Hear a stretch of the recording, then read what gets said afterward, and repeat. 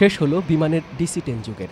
গত ২০ ফেব্রুয়ারি ঢাকা থেকে বার্মিংহামে আসার মধ্য দিয়ে সমাপ্তি রেখা টানল DC-10-এর বাণিজ্যিক যাত্রা। ঐতিহাসিক সেই যাত্রায় যারা অংশ নিতে পারেননি তাদের জন্য সুলভে বার্মিংহামের আকাশে ওড়ার এই সুযোগ,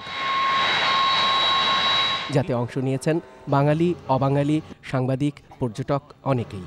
We work for a travel trade newspaper and an aviation newspaper. DC-10 অবসরে যাচ্ছে। DC-10-এর সেবা ভালো ছিল। সবার জন্য মুহূর্তটা স্মরণীয় হলেও গত কয়েক দশক ধরে এই DC-10-ই যাদের ঘরবাড়ি তাদের জন্য মুহূর্তটা বেদনার।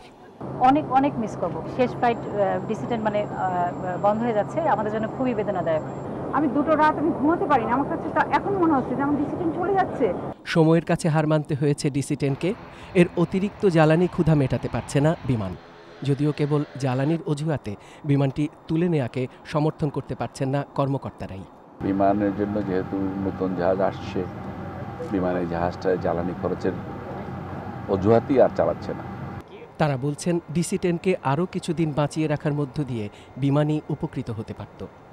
আজকে বার্মিংহামের আকাশে ওড়ার মধ্য দিয়ে DC-10-এর এই ফ্লাইটটি 46,546 ঘন্টা ওড়ার একটি রেকর্ড সম্পন্ন করেছে। যদিও বিমানের যারা সংশ্লিষ্ট কর্মকর্তা এবং প্রকৌশলীরা আছেন তারা বলছেন যে এর ওড়ার সক্ষমতা রয়েছে 1.5 লাখ ঘন্টা পর্যন্ত, অর্থাৎ বাকি সময়টিও এই DC-10-এর ফ্লাইটটি চালু রাখবার মধ্য দিয়ে বিমান লাভবান হবার সুযোগ পেতে পারে।